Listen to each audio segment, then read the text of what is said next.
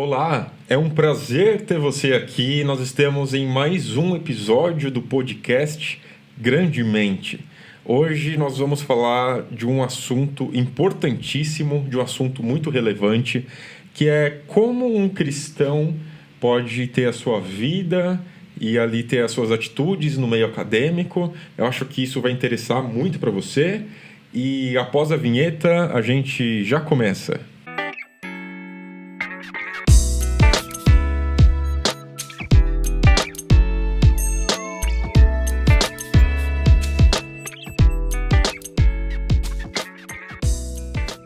Olá, hoje nós estamos recebendo aqui um amigo, um convidado que tem uma certa experiência no assunto que nós vamos falar hoje, sobre conciliar vida cristã e sociedade dentro da universidade. E antes de a gente já começar, eu quero te pedir o combo do YouTube, se você estiver no YouTube, que é deixar o like, deixar algum comentário aqui embaixo, de maneira polida e elegante, porque você sabe, esse pedacinho da internet é polido e é elegante também. Também, se você puder compartilhar esse assunto, esse vídeo, com alguém que você tiver interesse e achar que isso pode ser relevante. Se você tiver em alguma plataforma de podcast, de streaming também, por favor, você pode seguir aqui o canal e também puder compartilhar isso com mais pessoas, que isso vai nos ajudar a difundir mais o nosso conteúdo. Bom, no dia de hoje nós estamos aqui com o licenciado em matemática e também mestre em matemática por Cambridge, é isso? Exato. É o Henrique Guerreiro. E agora no processo de acabar o doutoramento em matemática também. Muito bom. E agora na Universidade de Lisboa. Sim, exato. Muito bem, muito bem. E aí, é um prazer ter você aqui. Obrigado, é um prazer estar aqui outra vez. E quem caiu aqui, né, quem chegou nesse episódio e não viu o episódio anterior, eu indico para você conhecer um pouco ali mais quem é o Henrique. E eu indico você ir lá depois de ouvir ou assistir esse episódio de hoje. O Henrique contou um pouco no episódio anterior sobre a história de conversão e como que foi o processo de conciliar ali as questões intelectuais e a fé cristã. E eu queria conversar um pouquinho hoje, Henrique, com você.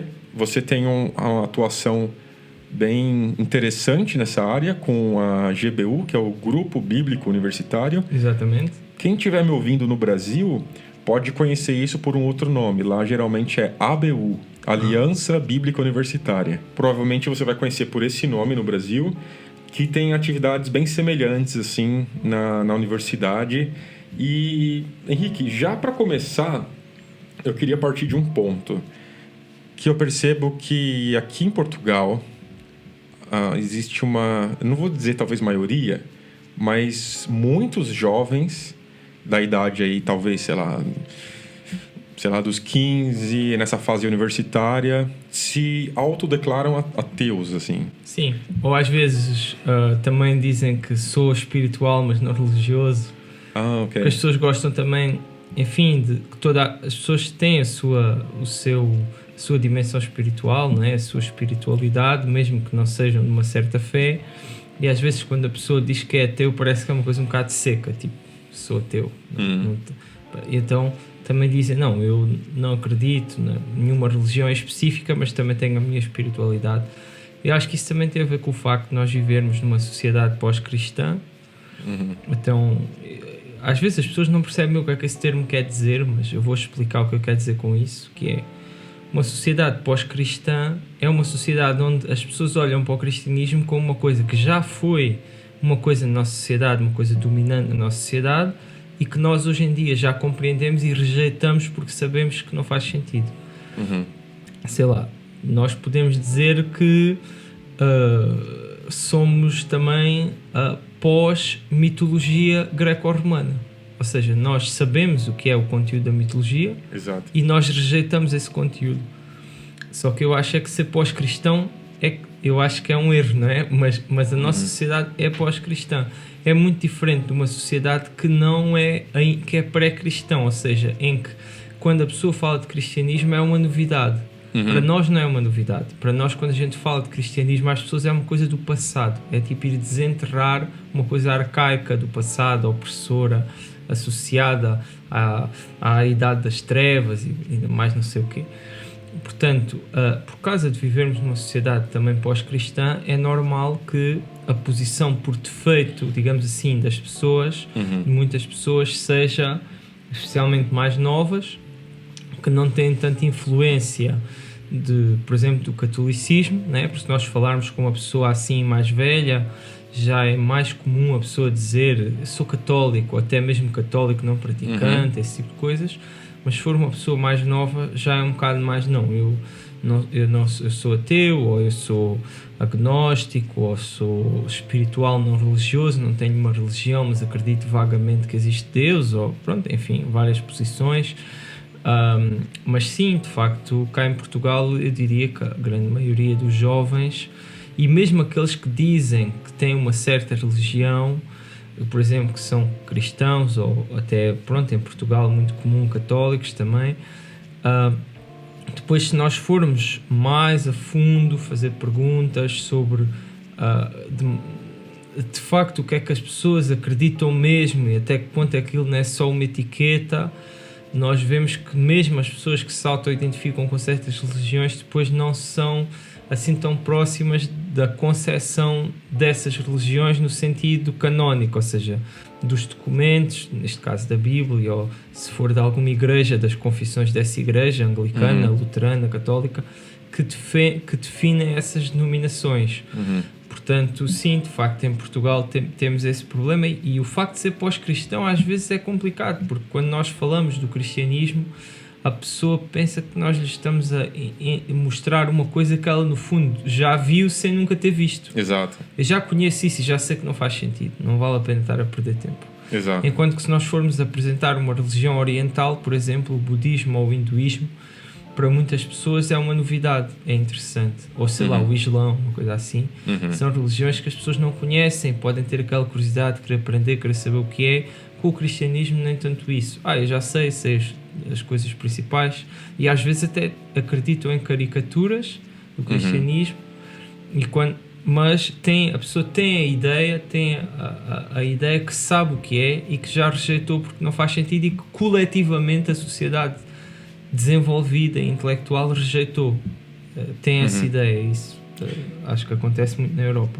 E sobre esse assunto, você passou e ainda passa, né, por ser um jovem cristão no ambiente acadêmico, com outros jovens com posições diferentes. Sim. Então você já foi por muito tempo e ainda é, talvez, aquela pessoa diferente.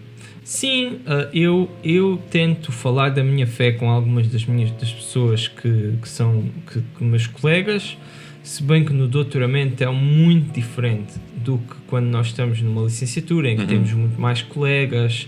Quer dizer, eu, no meu ano de colegas de doutoramento tinha 4, não é?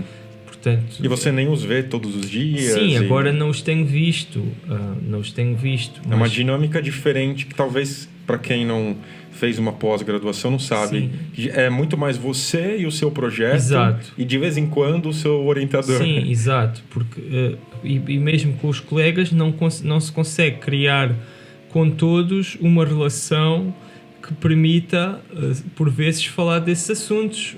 Pronto, eu já falei com alguns sobre a minha fé, pelo menos com um, e quando faço isso, normalmente já tenho alguma confiança com a pessoa, numa fase mais inicial da relação. Às vezes não posso dizer, vou à igreja, não sei o quê, mas para ir mais a fundo, para discutir, para ver como é que as nossas cosmovisões coincidem ou são diferentes, é preciso ter uma relação assim mais próxima. Claro. Que nem sempre é possível conseguir com toda a gente. Mas quando estava na licenciatura e até mesmo no mestrado, essas conversas apareciam se calhar mais, porque eu via os meus colegas todos os dias. Havia uma envolvência maior. E quando você tinha essa abertura de assunto com seus colegas, você era compreendido, aceito, ou tinha uma certa resistência inicial? Como que era essa relação? Sim. É assim, existe sempre, enfim, resistência no sentido bom, sim, ou seja, se a pessoa discorda de mim, vai resistir ao que eu lhe estou a dizer, mas não no sentido negativo, tipo de excluir, preconceito, isso não aconteceu. Mas eu também não sei, hoje em dia, é assim, quando eu estava a estudar a minha licenciatura, vendo bem, já foi há mais de 10 anos, foi há 10 anos, basicamente. Portanto, hoje em dia as coisas já não são bem iguais, eu. As coisas vão mudando, não é? Você acha que o cenário atual está mais, digamos, rústico, rude, assim? Eu acho que tem tendência para tornar-se cada vez mais pós-cristão. E nós até vemos isso. Por exemplo, o grau de aceitação sobre certas ideias que há 10 anos ou 15 toda a sociedade achava que eram óbvias, hoje em dia algumas coisas já são controversas, nós dizermos coisas que há 15 anos toda a gente concordaria que seriam verdade. E nós às vezes não nos apercebemos de quanto a sociedade muda, mas isso acontece claramente, e portanto eu imagino que vai sendo mais difícil hoje em dia do que era, porque as pessoas, por um exemplo um bocado trivial, mas por exemplo, se calhar as pessoas da nossa idade, da minha idade, 20 e tais, 30 e tais, têm avós que muitos deles vão ser católicos, pelo menos as mulheres, muitas vão ser. Se calhar as pessoas da nossa geração a seguir, ou seja, as pessoas que vão ser filhos de pessoas com a nossa idade, sim, vão ter muitos, isso já vão ser os bisavós deles, e os avós deles já vão ser pessoas da idade dos nossos pais. E já há muito menos pessoas católicas da idade dos nossos pais do que da idade dos nossos avós, pelo menos cá em Portugal. Ou seja, essa referência de uma pessoa na família que diz que pelo menos que Deus existe, já podes deixar, essa pessoa pode já não ver ninguém.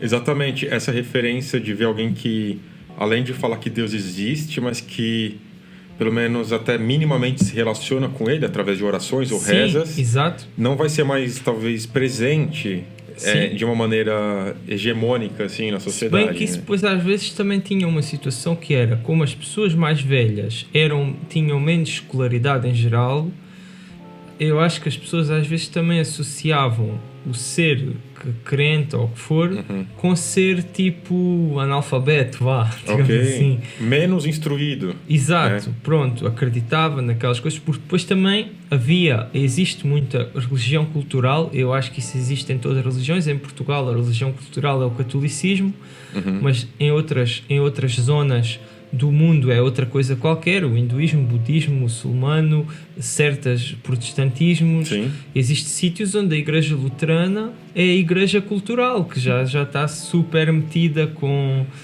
outras coisas, e pronto, já não é a igreja luterana original de Lutero, tal como o catolicismo popular não é o catolicismo, sei lá, da igreja medieval. Sim, pois. E dos teólogos medievais, não é? Pois. Portanto, e existe sempre uma religião cultural, só que a religião cultural em Portugal parece que também está a mudar, não é? Porque vai sendo mais uma espécie de espiritualidade que agora está muito na moda, entre aspas, tendência de haver uma espiritualidade sem ter uma religião formal, com credos, sem confissões, tipo uma coisa mais genérica, com um Deus, entre aspas, mais impessoal.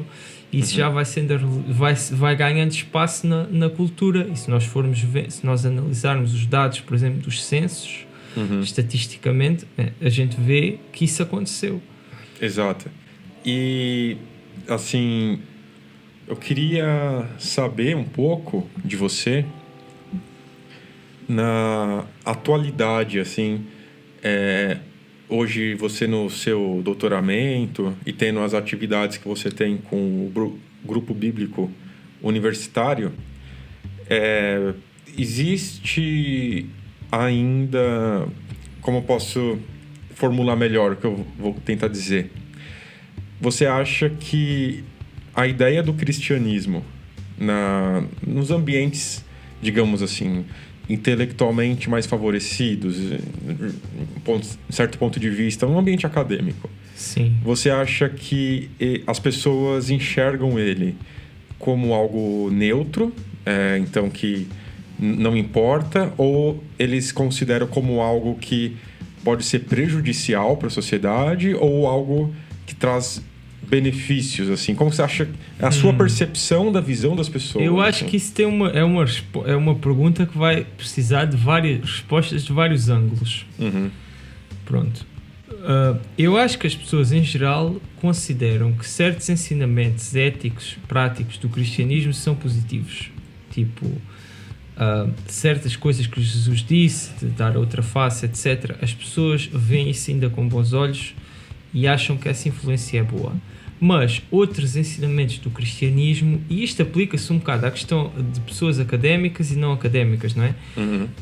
Que têm mais a ver, se calhar, com a sexualidade, com outras áreas de moral, a maneira como a pessoa vive a sua vida, de casamentos, esse tipo de coisas. A questão sobre o pecado, né? Sim, mas mesmo do pecado, né? Por exemplo, se falarmos do pecado, por exemplo, da violência, ou do pecado da opressão, ou do pecado da injustiça, as pessoas têm mais simpatia por esses ensinamentos, mesmo quando fala desse pecado. Mas quando fala de outros pecados, as pessoas sentem mais que são ensinamentos, digamos assim, arcaicos e até prejudiciais para a evolução da sociedade. Algumas pessoas, não é? Mesmo às vezes até pessoas mais velhas, que a gente acha que são muito conservadoras e depois não são assim tanto. Depois, em relação a como é que se é bem visto ou não, também depende. Se estamos a falar em academia, de que área é que nós estamos a falar? Por exemplo, na minha área, eu estou a tirar um doutoramento em matemática aplicada e basicamente matemática financeira. A grande maioria das coisas que eu faço são tentar formular modelos matemáticos que repliquem bem o comportamento do mercado. Nada é independente da existência de Deus, mas o impacto que a hipótese de Deus existe ou não tem no que eu estou a fazer é relativamente reduzido, no sentido em que nós não achamos, mesmo como cristãos, que Deus está a fazer o mercado subir ou descer intencionalmente. Quer dizer, não é assim um milagre muito comum de se achar que Deus fez o mercado ter um crash, por exemplo. Portanto, enfim, nós tentamos reproduzir modelos, fazemos umas simulações, uns gráficos, tentamos ver se conseguimos reproduzir as estatísticas que o mercado produz, assim, de uma forma muito geral. Portanto, aí não há assim uma grande interseção, um grande impacto. Mas, por exemplo, se uma pessoa for, por exemplo, da física, como tu, já é um bocado diferente, embora ainda não seja uma interseção enorme. Mas, por exemplo, se a pessoa estiver na área da cosmologia, como é que a existência do universo, um bocado como estávamos a falar no último episódio, que deu o exemplo de como é que certos cientistas dizem que a ciência mostra que Deus não é preciso para explicar o universo. Esse tipo de afirmações, esse tipo de maneira de interpretar os dados científicos já vai fazer bastante diferença se a pessoa tem uma cosmovisão cristã ou não. Com certeza. E aí pode-se ver, os colegas podem achar que, enfim, tu no fundo estás aqui a ser inconsistente. Por um lado, tu és científico aqui no nosso laboratório, mas depois tu acreditas, sei lá, que um homem nasceu de uma virgem, tipo uma coisa assim. Mas se nós formos a áreas como, por exemplo, a história, aí o impacto eu acho que é enorme, porque a maneira como se vê, por exemplo, um texto bíblico, que é um documento histórico, e é um documento muito importante na nossa civilização, tal como se eu vivesse na Arábia Saudita, mesmo que agora a Arábia Saudita virasse ao contrário e mudasse e deixasse de ser muçulmano assim, eu acho que era importante estudar o Corão, porque foi um documento que moldou a cultura do sítio onde eu vivo. Então cá na Europa, nos países, digamos assim, ocidentais, como se diz, eu acho que a Bíblia é um documento que, creia-se nela ou não, é inegável que foi extremamente influente na nossa sociedade. E há pessoas até que dizem, pois, foi influente e mal, né? E negativamente. Tudo bem, mas ainda assim deviam estudá-lo para conhecer. E a postura, se calhar, que um professor tem, um académico de história, ou até mesmo de filosofia, quando fala da Bíblia, pode ser muito diferente, dependendo da sua cosmovisão. Mesmo que ele tente ser imparcial, não é muito fácil. Porque, por exemplo, se eu vou estudar a Bíblia, eu posso ser assim, olha, eu vou, como historiador, tentar perceber quais é que são os acontecimentos que estão aqui que são de facto históricos. E será que eu ponho os acontecimentos miraculosos como sequer sendo possivelmente históricos ou não? Exato. Logo essa pergunta é logo uma pressuposição que se tem de pôr e que é complicado para uma pessoa que tem uma cosmovisão. Há pessoas que têm a cosmovisão não cristã e que põem o acontecimento sobrenatural pelo menos em cima da mesa. Mas há muitos que não é? Quando fazem história. Ou, por exemplo, será que eu vou, quando faço religião comparativa e eu vou comparar os textos da Bíblia com textos de outras religiões, será que eu vou comparar a maneira como as diferentes religiões veem? Ou será que eu vou, por exemplo, estar a pensar assim, olha, isto está aqui na Bíblia é um mito que tem origem neste outro mito de outra religião? Será que o tipo até de teses que eu vou tentar procurar defender vão depender da minha cosmovisão, vão estar muito relacionados, e aí eu acho que vai ser muito mais complicado, mais desafiante para uma pessoa que tem uma cosmovisão cristã, até mesmo com os professores, porque eu, por exemplo, na matemática pura, aí que eu estudei muito tempo, e embora eu esteja a fazer uma coisa de matemática aplicada, tem ainda muita matemática pura e dura ali, é assim, um exemplo trivial para as pessoas perceberem, 2 mais 2 é 4, sim. E não há aqui grande debate sobre isto. Sim. Quer dizer, é uma coisa totalmente auto-evidente e objetiva. Absoluta, quer dizer, agora, esses outros exemplos que estávamos a falar são bastante diferentes e, portanto, eu acho que, na minha experiência pessoal, se eu disser a um dos meus professores que sou crente, ele provavelmente nem sequer vai querer saber muito disso. E se nós começarmos a falar sobre porque é que eu sou crente, ou se ele me tentar convencer, ou um colega que de facto eu não tenho razão, ele não vai pescar coisas da minha área, não vai pescar nada de matemática, nem vai pescar nada de finanças, para provar que, o cristianismo é falso. Portanto, basicamente, ter essa conversa com ele é como ter essa conversa com outra pessoa qualquer, com uma pessoa qualquer que eu encontrei no café, um amigo que não tenha nada a ver com o doutoramento nem com a minha área. Agora, se eu tiver em história, por exemplo, ou em biologia ou em física até, pronto, se calhar se eu tiver essa discussão, o indivíduo vai puxar coisas relacionadas com o tema. Portanto, aí eu acho que é bastante diferente. Portanto, a resposta é, na minha experiência pessoal, não tem tido uma grande interseção, mas em geral na academia, dependendo das áreas, pode ter, e isso pode ser complicado.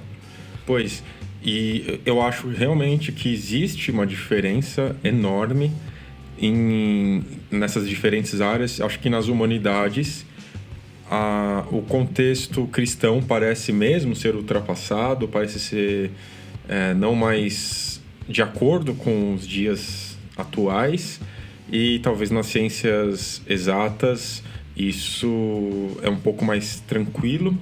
Mas você que tem tido contato com estudantes de diversas áreas, imagino, e talvez se um deles estiver nos ouvindo nesse podcast e talvez tenha dificuldade em conversar com os outros colegas, mostrar quem ele é, porque às vezes o que acontece é um apelo a separar as coisas em caixas, né? Então, por exemplo, aqui no laboratório eu, acredito no pacote, digamos assim, até ateu das ideias, das origens e dos desdobramentos, mas dali para fora eu vou para a igreja e tá tudo bem, cada coisa tá numa caixa. Sim, ou até mesmo com as pessoas. Temos estas pessoas que são as pessoas do mundo secular, que nós nem sequer queremos saber muito bem o que é que elas acreditam, e depois temos estas pessoas que são as nossas pessoas do mundo cristão, e eu próprio até às vezes de forma inconsciente faço essa divisão, e todos o fazemos um pouco, acho eu. Mas uma coisa que eu tenho notado é que a nossa cosmovisão é uma coisa muito abrangente, ou seja, é uma coisa que toca nossa cosmovisão, estar aqui é um palavrão, não é? Mas é a maneira como nós vemos o mundo, é a lente que nós temos quando olhamos para tudo e como interpretamos tudo. E uma cosmovisão cristã ou outra qualquer, vai ter impacto, vai tocar em muitas áreas. Portanto, quando nós estamos a ter uma conversa não trivial com alguém, sei lá, não estamos a falar de futebol ou do tempo ou de uma coisa qualquer assim, quando estamos a falar de questões mais profundas, mais difíceis, vai sempre tocar a nossa cosmovisão. Se começarmos a falar de moral e ética, a nossa cosmovisão cristã vai aparecer. Se começarmos a falar de ciência, a nossa cosmovisão eventualmente vai aparecer. Se começarmos a falar da nossa visão do homem, da antropologia, também vai aparecer. Exato.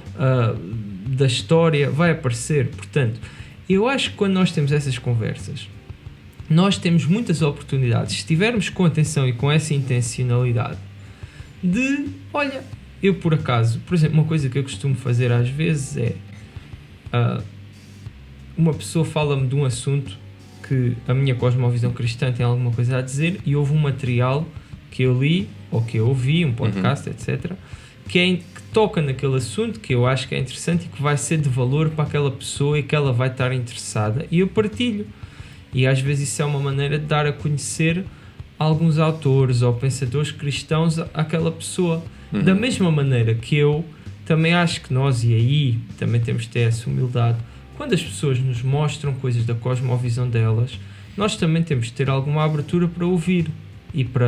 Porque às vezes a gente tem um bocado aquela postura que é, ok, eu tenho aqui a verdade e portanto tudo o resto que me deem é só lixo, não é? Mas isso também não é verdade. Nós devemos, é uma questão também até de respeito intelectual, quer dizer, se eu quero que a pessoa ouça aquilo que eu tenho para lhe mostrar, também tenho de ouvir o que ela tem para me dizer. E depois, se eu quiser rejeitar o que a pessoa me está a dizer, tenho de lhe dar alguma razão, tenho de mostrar que pelo menos me interessei minimamente, não é? Por exemplo, eu já falei com pessoas que me tiveram a explicar coisas sobre astrologia, reencarnação, Islão, quer dizer, outras religiões, visões do mundo que eu não concordo, mas eu até acho interessante aprender sobre elas, para também perceber, se não concordo, porque é que não concordo. Que críticas é que faria? Quer dizer, portanto, tem de haver essa honestidade. E nem sempre é fácil falar desses assuntos com outras pessoas, especialmente quando estamos em grupos em que somos o único que acredita dessa forma. Mas é um desafio e temos de pedir ajuda a Deus também para conseguir fazer. Claro, e é importante essa última parte que você falou, que um cristão verdadeiro, genuíno, no sentido de que um cristão, que eu estou dizendo, não é o que vai na igreja aos domingos, mas que tenta, nas 24 horas de cada dia, tenta viver de acordo com o que Cristo falou e que quer que nós façamos.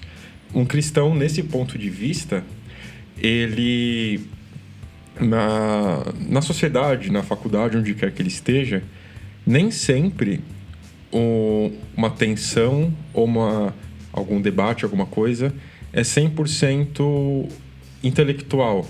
Muitas vezes pode ter coisas espirituais ligadas, ou até, por exemplo, problemas emocionais de algum colega que está falando que não acredita em Deus porque aconteceu uma coisa terrível na sua vida, e nem sempre um argumento, né, assim, digamos assim, um soco da apologética bem dado vai desmontar o cara. Mas e aí? Às vezes, isso que você falou de pedir a Deus ajuda é mostrar que o apologeta, acima de tudo, não é um debatedor que quer ganhar. Não adianta a gente ganhar a conversa e perder a pessoa. Né? Ganhar a pessoa é sempre o objetivo inicial e final disso. Sim, né? eu vejo um bocado o apologeta como uma espécie de... Bem, não sei se existe uma palavra para isso, mas tipo, se uma pessoa for assim no campo e tiver de fazer um caminho e tiver arbustos muito altos, vai lá um indivíduo cortar, tipo, para abrir aquela vereda. No Brasil chamam isso de bandeirante. Exato, pronto. Um bandeirante. Sim. Eu vejo um bocado assim, ou seja, existe ali aquele obstáculo que a pessoa tem, que nem sequer vai pensar em ir naquela direção enquanto aquilo estiver ali. Está ali uma parede, ou está um arbusto enorme, e alguém tem de ir lá tirar aquilo dali para a pessoa poder sequer ir naquele caminho. Não é andar por ela, mas sim tirar os obstáculos intelectuais. Eu vejo um bocado assim. Eu vejo assim. E foi assim um bocado a experiência comigo. Ou seja, como eu estava a dizer, também na última vez que falámos, Uhum. se me dissessem que eu tinha de ser irracional para crer, eu ia ter muita dificuldade se querem abrir a minha Bíblia, não é? Pois. E pronto, e portanto eu vejo a apologética um bocado dessa forma, mas claro que na nossa sociedade é bastante desafiante, especialmente por causa dessa questão de ser pós-cristã, ou seja, as pessoas até parece que já põem de parte a hipótese de ser verdade logo à partida, porque isto é uma coisa que a gente já viu, a gente já olhou, já vimos que não funciona, vamos avançar. Uhum. E depois a própria forma, os próprios termos que se utilizam, renascimento e iluminismo, para certas alturas que tiveram coisas muito boas, não é? Também tiveram coisas muito boas, mas também existiram alguns pensadores dessas eras que trouxeram ideias que nem sempre foram boas, não é? Claro. Pronto. E em termos até académicos, a filosofia da religião tem tido um grande reavivamento, digamos assim, até usando ter um bocado cristão, no último século. E acho que muitas pessoas não têm noção disso. Eu desafiava as pessoas a irem ver debates, por exemplo, de cristão ateu, dois filósofos ou cientistas e filósofos bem treinados, e verem como não é uma questão assim tão trivial como acham, não é assim tão óbvio, porque a maioria dos argumentos que eu ouço as pessoas darem, nem sempre, mas a maioria dos argumentos são argumentos que nem os ateus sofisticados acham que são bons argumentos. Uhum. Eu já tenho falado com pessoas que são ateus que pensaram bastante sobre o assunto e dão-me argumentos difíceis de responder às vezes, mas os argumentos mais populares que eu ouço não são esses melhores argumentos, muitas vezes. Exato. São argumentos mais fracos, que já foram refutados várias vezes e que os filósofos ateus não usam esses argumentos, usam outros. Uhum.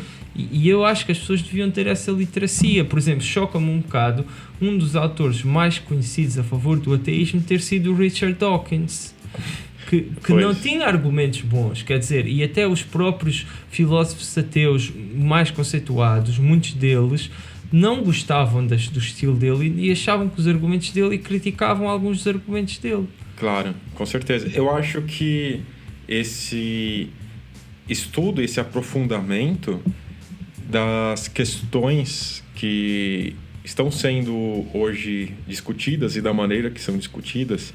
Por exemplo, um dos argumentos do Dawkins, se não me engano, era Deus não existe porque... Então, quem criou Deus? Né? Sim, exato. Mas é um erro de categoria. Claro, né? Esse argumento não faz qualquer sentido, porque Deus, por definição, é um ser que não foi criado. E as pessoas dizem, lá estás tu com um truque de lógica. Não é um truque de lógica. Quer dizer, eu tenho de definir o que é que estamos a falar.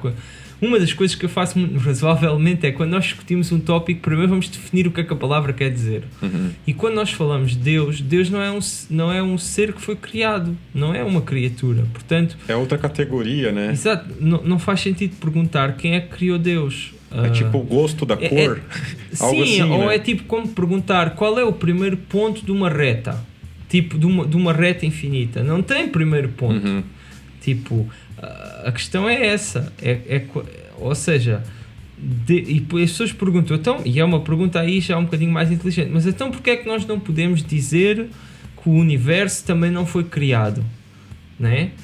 E existe um argumento para mostrar que o universo tem de ter uma explicação, tem de ter sido criado. Há dois, quer dizer, o mais populares, o argumento diz que o universo teve um início, tu já falaste Sim. aqui no podcast grandemente, mas também há o argumento de Leibniz, de contingência, que diz que se o universo existe, mesmo que se fosse eterno, mesmo que existisse desde a eternidade passada, ele tem de ter uma explicação para a sua existência, não é?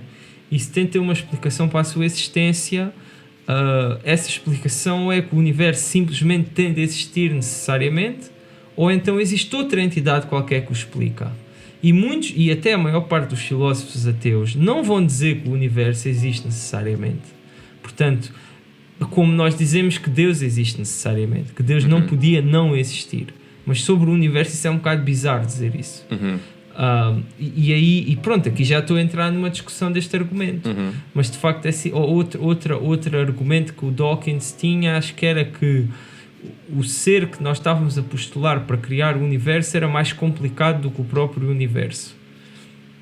Enfim, também não me parece que isso seja um bom argumento. Quer dizer, se chegarmos à conclusão que o universo tem uma explicação, tem uma causa externa, e se for uma causa mais complicada, e com que critério é que nós estamos a dizer que Deus é mais complicado? E o que é que afinal ser complicado ou simples?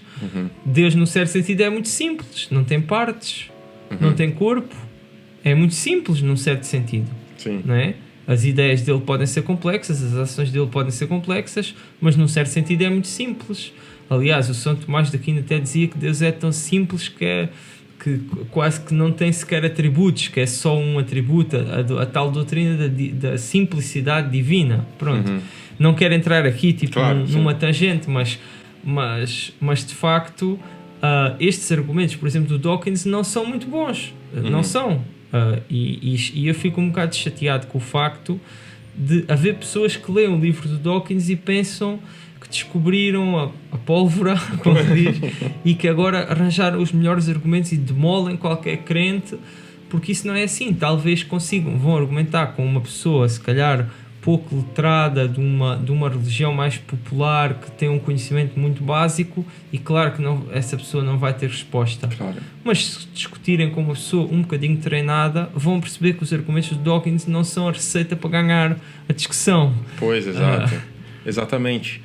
E, assim, quando a gente pensa em um jovem hoje, uma pessoa que está na sua licenciatura, no seu mestrado, no seu doutoramento, e vamos lá, ela começou a estudar esses assuntos e ela adquiriu certos conhecimentos e se convenceu de algumas respostas, digamos assim. E agora, ela ainda está nesse ambiente e está agora melhor preparada para dizer as razões da sua fé. O que eu quero dizer é: você acha que a importância, agora num ponto de vista mais digamos assim, mais mão na massa, as atitudes dela corresponderem com aquilo que ela fala sobre Cristo e as pessoas verem que ela realmente parece ter atitudes parecidas com a de Cristo. Isso é essencial, não é? E, por exemplo, eu durante algum tempo houve ali um lag entre ter uma confiança mental forte que Deus existe e deixar que Deus alterasse a minha vida. Mas nós temos de perceber que a fé sem obras é morta, não é? Ou seja, a fé, se nós definirmos fé no sentido só de acreditar, isso sozinho é morto. Quer dizer, é uma coisa, olha, está aqui uma cruzinha, eu meto lá uma cruzinha a dizer que Deus existe e tenho 100% de confiança, meto lá um 100 lá na coluna que diz confiança.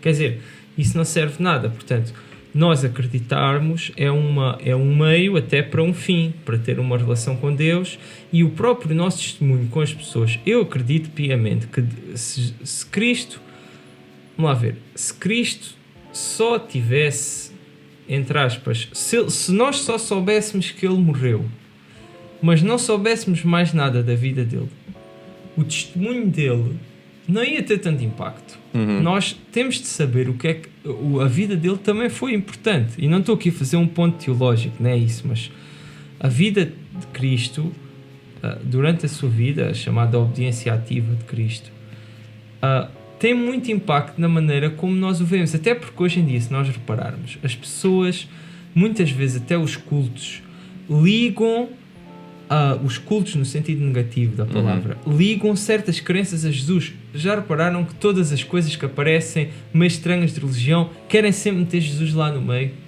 Tipo, a pessoa vai à bruxa e está lá um crucifixo. E a pessoa vai às vezes a religiões New Age e Jesus é que também falou da reencarnação. Ele estudou no Buda e não sei o quê, teve ensinamentos do budismo antes de dar o Sermão do Monte. Inventa-se todas estas coisas. Porque a figura de Jesus tem autoridade. Sim. E tem autoridade também por a forma como ele viveu e pelo testemunho que ele deu de vida, de como ele estava na vida. E, portanto, isso é muito importante para nós. Então, se formos cristãos e pensarmos como o nosso dever é ser luz e dar uma testemunha e dar um testemunho, que isso é uma coisa importante, a maneira como nós vivemos é muito importante e tem de ser levada bastante a sério. Portanto, não pode ser uma coisa puramente intelectual. Para a gente caminhar já para o final, isso me fez lembrar de uma frase sobre o maior percurso a ser percorrido na vida de uma pessoa tem mais ou menos 30 centímetros, que é a distância entre o cérebro e o coração. A partir do momento que você é convencido, Deus existe, Jesus existiu, ressuscitou, Ele é o próprio Deus, agora que os argumentos filosóficos, teológicos e até científicos, históricos me convenceram disso, não acaba aí. Isso Claro. não é um fim em si mesmo de conhecimento. O processo espiritual de conhecer a Jesus e se relacionar com Ele é a próxima e necessária etapa dessa primeira etapa intelectual, né? E aí você comentou, até no episódio anterior, sobre essa virada de um cristianismo intelectual para um cristianismo prático, com a relação diária com Deus. Para a gente caminhar então para o final, eu queria que você falasse um pouco, já para a gente finalizar, sobre alguns resultados que você já viu assim, na vida de algumas pessoas que tiveram essa tomada de mudança, se você já presenciou isso na GBU com alguém. Eu acho que é um bocado difícil às vezes medir, mas eu acho que o impacto... e isto foi comigo assim, eu não consigo dizer que foi a pessoa A, B ou C que eu nem sequer gosto dessa expressão, mas que me converteu ou que me levou a converter. E eu olho para a vida de outras pessoas e vejo que muitas vezes foi uma grande soma de pessoas e testemunhos. A maneira como a pessoa foi tratada na igreja, por exemplo. É um caminho, né? Por exemplo, eu conheço uma pessoa que me diz, eu quando conheci as pessoas cristãs, eu fiquei a pensar, se calhar isto é mesmo verdade, porque eu vi que eram pessoas diferentes, viviam de forma diferente. Mas também foi importante, por exemplo, eu conhecer melhor a Bíblia e conhecer argumentos, porque tinha uma cosmovisão do mundo diferente e para trocar essa cosmovisão foi preciso também uma parte mais intelectual. E há pessoas que dão... Ou seja, eu acho que nós devemos dar o nosso contributo, ajudar-nos a plantar as sementes, digamos assim, mas eu acho que um bocado uma pessoa é um bocado um campo onde vários semeadores semearam, não é? Exato. Ou seja, não foi só um, e aquele campo todo vai crescer como uma espécie de um ecossistema, não como só uma flor isolada, digamos assim, cada pessoa ser assim. E lá está, e para certas pessoas há pessoas que têm a questão bíblica, a questão da vida muito forte, mas depois às vezes são um bocado anti-intelectuais. Isso acontece, e quando vão dar testemunho a outras pessoas, isso às vezes é complicado. E depois também há pessoas que têm uma fé assim muito intelectualizada e quase que pouco espiritual, não é? E pouco tipo na vida, às vezes não... às vezes é preciso mesmo ler o texto e diz, olha, aqui está um princípio moral que nós chegamos à conclusão que a Bíblia ensina e é para viver desta forma. E às vezes até parece contraintuitivo, mas depois também existe a fé metida nisso, não é? Ou seja, nós na fé, nós confiamos com base na evidência que temos e no testemunho sobrenatural que Deus nos dá e na experiência imediata de Deus, confiamos com base nessas coisas, mas depois existe uma resposta. E existe às vezes nós não termos certezas, nós termos dúvidas, nós fazermos coisas, tal como às vezes quando o nosso pai nos diz, faz isto, e nós não percebemos a razão, mas fazemos a mesma, não é uma fé cega e anti-intelectual. Eu tenho confiança que o pai é uma pessoa que cuida de mim, que já provou que me ama, que já provou que é mais sábio que eu, e eu, com base naquela palavra, como acho que foi Pedro que disse a Jesus, por a tua palavra eu vou lançar estas redes. Sim. Não é uma fé cega. Este indivíduo já me deu provas, já me deu evidências de que é realmente uma pessoa, um profeta, uma pessoa que eu posso confiar e que vale muito, e embora ele me esteja a pedir uma coisa um bocado contra-intuitiva, eu vou fazer. Portanto, não é uma coisa anti-evidência, como se diz em inglês, faith is believing what you know it ain't so. Ou seja, a fé é acreditar numa coisa que tu sabes que não é verdade. Não é isso. Mas às vezes é importante, e é importante percebermos isto, porque às vezes as pessoas no mundo muito da apologética não pensam nisto, acho eu, que é, às vezes Deus pede-nos coisas que nós podemos não ter explicação. Mas não vamos olhar só para essa coisa isolada, vamos olhar para todas as evidências que Ele já nos deu e como Ele já mostrou que é fiel, e com base nisso vamos confiar para esta outra coisa que está aqui ao lado, que a gente pode não ter a certeza ou ser contra-intuitivo para nós.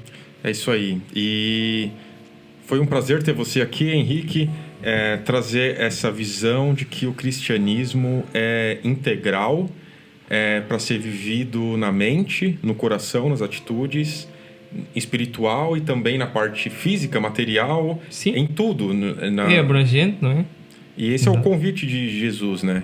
De segui-lo, entregar nas mãos dele toda a nossa vida, existência e andar com ele. E exatamente. Foi um prazer ter você aqui, Henrique. Obrigado por ter vindo. Você foi muito bem-vindo. Obrigado. E então é isso. Peço para você, se você não deixou seu like ainda, deixa aí, comenta e a gente se vê na próxima. Até mais e valeu!